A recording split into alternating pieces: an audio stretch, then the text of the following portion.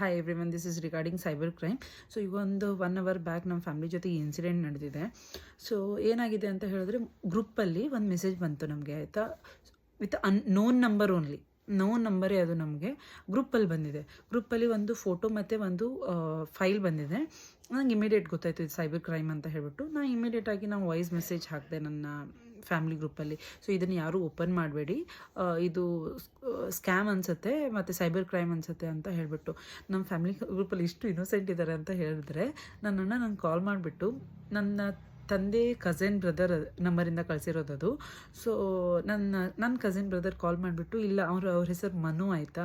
So ಅವ್ರು ಹೇಳ್ತಾ ಇದ್ದಾರೆ, ಇಲ್ಲ ಅದು ಮನು ಅಣ್ಣ ಕಳಿಸಿರೋದು ಅಂತ ಹೇಳ್ಬಿಟ್ಟು.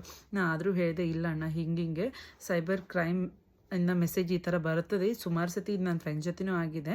ಈ ಥರ ಎಲ್ಲ ಇದನ್ನು ಬೇರೆ ಥರ. ಸೊ ಅದನ್ನು ಓಪನ್ ಮಾಡಬೇಡಿ ಅಂತ ನಾವು ಅಂಟಿಲ್ ಆ್ಯಂಡ್ ಅನ್ಲೆಸ್ ನಾವು ಅವ್ರ ಜೊತೆ ಕನ್ಫರ್ಮೇಷನ್ ತೊಗೊಳ್ಳೋವರೆಗೂ ಅವರೇ ಕಳಿಸಿದಾರೆ ಏನಂತ.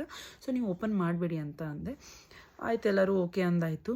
ಸೊ ಅದೇ ಹೊತ್ತಿಗೆ ನಮ್ಮ ತಂದೆಯವರು ಹೊರಗಡೆ ಹೋಗಿದ್ರು, ಆಯಿತಾ. ಸೊ ನಮ್ಮ ತಂದೆ ಈ ಥರ ಜನ್ರೇಷನ್ ಎಷ್ಟು ಇನ್ನೋಸೆಂಟ್ ಅಂತ ಹೇಳಿದ್ರೆ, ಅವ್ರಿಗೆ ಏನಾದ್ರು ಬಂದುಬಿಟ್ರೆ ಅವ್ರು ಓಪನ್ ಮಾಡಿಬಿಡ್ತಾರೆ.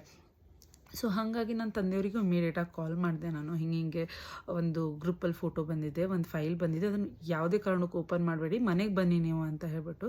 ಸೊ ನಮ್ಮ ತಂದೆಯವ್ರು ಮನೆಗೆ ಬಂದರೆ ನಾನು ಇಮಿಡಿಯೇಟಾಗಿ ಮೆಸೇಜ್ನ ಡಿಲೀಟ್ ಮಾಡಿದೆ, ಆ ಫೈಲ್ನ ಡಿಲೀಟ್ ಮಾಡಿದೆ.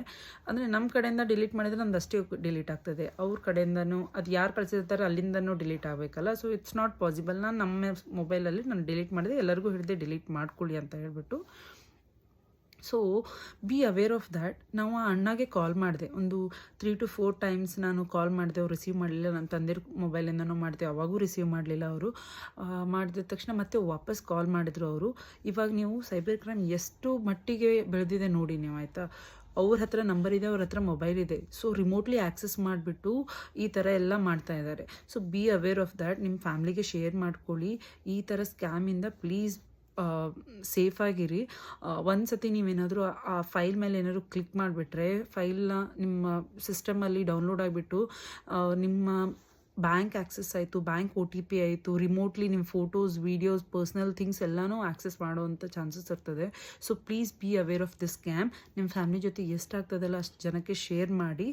ನಾನು ಇದೇನು ಸ್ಕ್ಯಾಮ್ ಇದೆಯಲ್ಲ ಅದನ್ನು ನಾನು ನಿಮಗೆ ಸ್ಕ್ರೀನ್ ಮೇಲೆ ಹಾಕ್ತೀನಿ. ಅದೇನು ಸ್ಕ್ಯಾಮ್ ನಮ್ಮ ಜೊತೆ ನಡೆದಿದೆಯಲ್ಲ ಅದನ್ನು ಸ್ಕ್ರೀನ್ಶಾಟ್ನ ನಾನು ಹಾಕ್ತೀನಿ. ಪ್ಲೀಸ್ ನೋಡಿ. ಈ ಥರ ಏನಾದ್ರು ಮೆಸೇಜ್ ಬಂದರೆ please try to avoid. Thank you so much. Bye, take care.